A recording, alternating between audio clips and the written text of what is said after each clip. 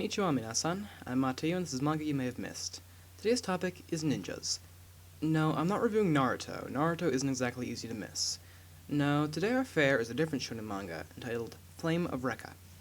Flame of Recca was written by Nobuyuki Anzai. 329 chapters were first published in Weekly Shonen Sunday between 1995 and 2002. The entire series has been released in 33 volumes. A 42-episode anime adaptation aired from July 1997 to July 1998. I have not seen it, but from the start and end dates, it's probably safe to assume that it does not exactly follow the plot of the manga. It doesn't mean it's not good, just not accurate to the manga. Both the manga and anime were licensed for release in North America by Viz Media. Chapter 1 begins with a stare down on a private lot. Our main protagonist, Recca Hanabishi, taunts his rival, Domon Ishijima. For any Yu Yu Hakusho fans, the relationship exactly mirrors that of Yusuke Urameshi and Kazuma Kuwabara, bitter rivals who become steadfast comrades in arms. Domon swears victory against Recca and is met with derision and the chapter title, Ninja and the Princess. As their battle begins, Domon gets off the first attack, tearing into the ground. Recca leaps backwards onto a fence. This appears to be a common occurrence, as Recca remarks that Domon is as strong as ever. Domon, unimpressed by Recca's acrobatics, demands Recca's return to the ground, asking if Recca is, in fact, a monkey. Recca makes sure to correct him. Listen carefully. I am a ninja! He holds up several small balls, probably those of his enemies, if indeed he is a ninja. Ah, no, my mistake. They are actually fireworks, which he throws at Domon. Safety first, kids! Domon's expecting this, though, due to Recca's repeated past use of the stratagem. However, Domon also steps into a pitfall trap, proving that Recca is not only a ninja, but also a member of Team Rocket. This is new to him, as he complains about Recca's underhanded tactics. Recca claims that he prepared it beforehand with the specific purpose of using it to win. He claims a ninja must have foresight. Domon gives Recca his honest opinion of ninja tactics, so Recca shoots a sparkler at him. Recca leaves Domon in the hole and walks away, saying that if Domon ever wins, he'll do anything he says. It isn't entirely clear in the translation, but Recca is looking for someone stronger than himself to serve as a ninja. Recca returns home under the watchful gaze of Sauron. His father manufactures fireworks for a living. He taught Recca how to make his own, though safety is not one of his main concerns. Case in point, he is smoking while making fireworks. Recca kindly asks him to stop trying to kill them all. Dad responds by juggling the fireworks instead. Recca introduces himself and begins narrating. He goes to his room, which is full of ninja memorabilia, and gives us the series definition of ninja, heroes that lived long ago and fought solely to protect their masters. His dad then enters and accuses him of stealing fireworks. Recca claims his use of the fireworks as weapons was justified, because what kind of ninja doesn't use weapons? Dad sternly reprimands him, saying that fireworks are not toys. Well then why were you juggling them a minute ago, you hypocrite?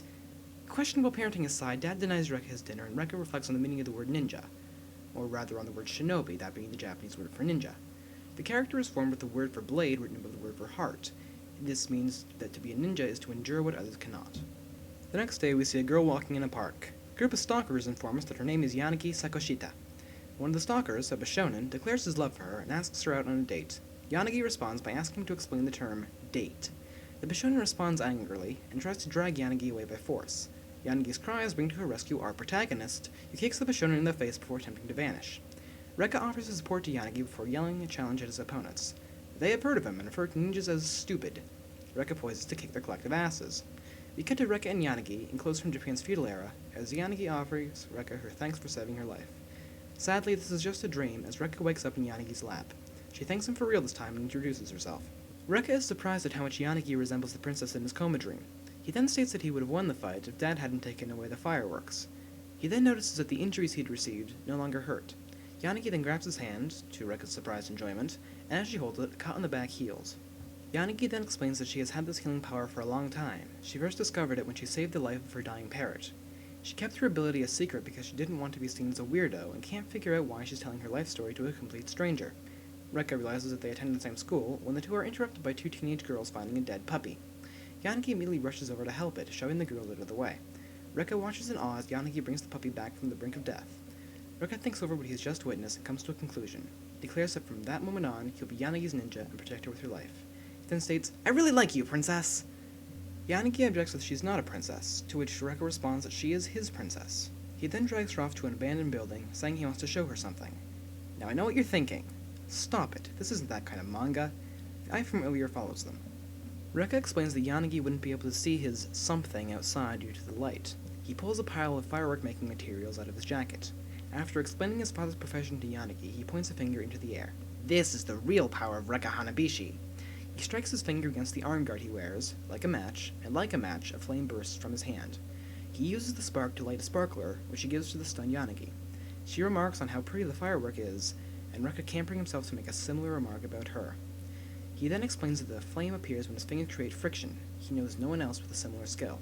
He attempts to laugh it off, until Yanagi entwines their pinky fingers.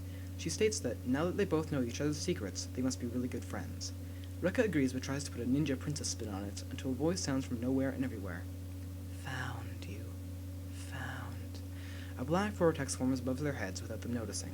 The voice laughs. Finally, I found you. Good. The vortex forms into the shape of a woman, the speaker. The woman stands on the ceiling, still unnoticed by Recca and Yanagi. I finally found you. It's been so long in the passage of time. Finally, I found that child from so long ago. In this world, the only one who can kill me. Recca resumes narrating, stating that his only dream in life is to become a splendid ninja who will risk it all to protect his princess. Considering the length of the first chapter, we will also be looking through the second chapter. A third-person narrator takes over from Recca and recounts Recca and Yanagi's circumstances and abilities. They finally turn around and notice the woman from earlier, as well as the chapter title, Kagehoshi. Kagehoshi is translated to mean shadow sorceress, which makes sense in context, but a more literal translation is shadow star. Recca asks her who she is, and Yanagi objects to him referring to her as Granny due to her youthful appearance. Recca asks if she wants to play with fire too. She replies that she merely wishes to see his flame. She asks this with a smile on her face and a knife in hand. Recca and Yanagi take the appearance of the knife rather well. Recca tries to cover up his abilities, showing the woman a pocket lighter and telling Yanagi to keep what really happened a secret. The woman then recites just about everything there is to know about Recca, his dreams, age, grade level, father's occupation, and of course, his ability to produce flame. She swings the knife and cuts open Recca's cheek. Recca gets pissed and yells that his life is none of her business. She replies that of course his life is her business, as she wants him to kill her. Recca is stunned into silence for a second, then declares that they have nothing more to say to one another. Since you know so much about me, you should know what kind of person I am. He holds up a handful of fireworks. Wait, where did those come from? Dad confiscated his fireworks, which is why he didn't have them during the fight with Yanagi's stalkers. So where did those come from? Regardless of their origin, Recca tosses them at the woman. The fireworks create a smoke screen, and Recca tells Yanagi to run. However, the woman throws her knife and cuts open Recca's leg. This immobilizes him. The woman informs him that she won't let him escape just yet. She also explains that considering how decrepit the building is, no one would come if they went to get help anyway. Recca tells Yanagi not to heal him just yet, and demands to know what the woman wants. She repeats that she wishes to die, and that Recca is the only one who can help her. She asks them to hear her out, at which point she let them leave. Recca throws up an arm to defend Yanagi and states that he already belongs to her. A ninja, you see, can only have one master. After receiving Recca's ever-so-polite refusal, the woman pulls out another knife, stating that she'll have it her way. Recca is lamenting his inability to use his foot, thinking that he could at least cover Yanagi's back as she escapes, when Yanagi takes matters into her own hands and steps in to protect Recca from the woman. Yanagi attempts to talk the woman down, saying it isn't right to pick on the weak, much to Recca's chagrin. The woman asks why Yanagi doesn't simply use her ability to heal Recca herself. The woman then slices Yanagi's arm. Recca rushes to her side as the woman realizes that Yanagi can't heal her own wounds. She declares Yanagi to be her enemy because Yanagi stands between her and Recca. Recca, panicking, tells Yanagi that her wound isn't serious. She apologizes as she believes Recca could have escaped with ease had she not been there. She heals his leg and tells him to run. Recca lays her down and tells her to wait. He then puts his game face on. Recca throws another smoke bomb. The woman says it's an easy trick to see through and hurls her knife at Recca's outline in the smoke. The knife pins Recca's jacket to the wall, but Recca himself appears behind the woman. He has employed the ninja art of substitution. As the woman spins around, she sees a string of fireworks, or rather bombs, around Recca's neck. Why he didn't use them against the stalkers earlier is anyone's guess. Recca creates a flame in his hand and threatens to ignite the bombs. Recca then declares that above anything else, his duty is to protect Yanagi, his princess, with his life. The woman ponders this for a second, then decides to concede because she needs Recca alive. She cautions them, though, that this will be the only time she will give up, and that the next time they meet, she'll keep her word. Recca demands to know who she is, and she introduces herself as Kagehoshi. She tells Recca to take care of himself, and warns him to behave the next time they meet.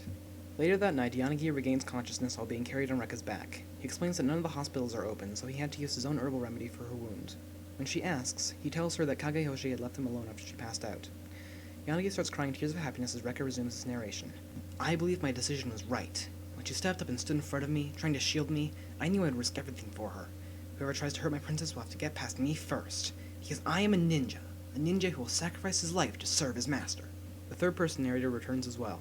Recca Hanabishi and Yanagi Sakoshita met on this day, but then, the door of fate is opening at the same time. The end. Flame of Recca is a brilliant example of shonen manga. It contains just about every cliché you can expect. However, the narrative itself is unique. It may follow traditional structure, but it also throws some unexpected twists into the mix. Flame of Recca also has something in common with great shonen titles like Dragon Ball and Fullmetal Alchemist. It ends. Unlike several currently popular shonen manga, Flame of Recca has a conclusion. It is therefore possible to own the entire series without waiting for new volumes to be released. Regardless, Flame of Recca is an enjoyable story with, in my opinion, a highly satisfying conclusion.